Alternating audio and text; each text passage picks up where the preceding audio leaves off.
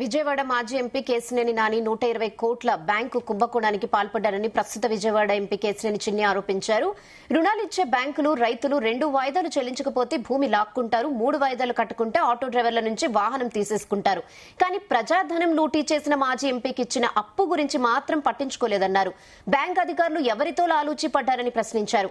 ప్రస్తుతం కేశినేని నాని బ్యాంకు ఖాతాలో 7 కోట్లున్నా ఎందుకు ఆటో డెబిట్ చేయటం లేదని నిలదీశారు. న్యాయ వ్యవస్థలో చిన్న లూప్ హోల్ అడ్డం పెట్టుకుని న్యాయస్థానాలను సైతం కేశినేని నాని తప్పుదోవ పట్టించారన్నారు. తనపై పోటీ చేసిన అభ్యర్థుల్ని ఫ్రాడ్ అనటం కేశినేని నానికి అలవాటని మండిపడ్డారు. ప్రజారాజ్యం పార్టీ నుంచి బయటకొస్తూ చిరంజీవి, పవన్లను విమర్శించారని గుర్తు చేశారు.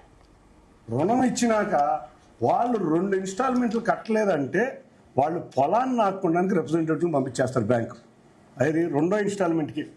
కానీ పాపం మా రైతులు బ్యాంక్ వాళ్ళు వస్తున్నారని చెప్పి సిగ్గుతో ఆత్మహత్య చేసుకున్న రోజులు చాలా ఉన్నాయి.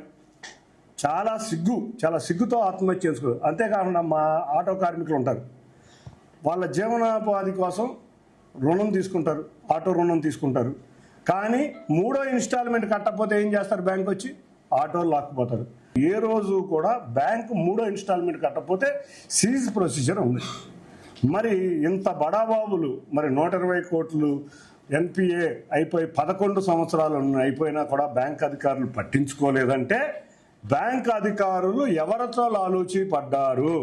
బ్యాంక్ అధికారులు మీకు ప్రశ్నిస్తున్నా, ఇది ప్రజాధనం కాదా?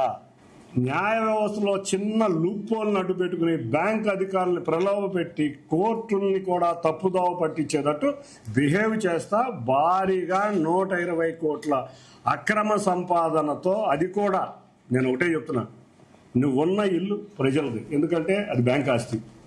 నువ్వు రోజు పెట్టే పార్టీలు అది ప్రజల ఆస్తి. ఆ హోటల్ నువ్వు రోజు రెంటులతో అనుభవి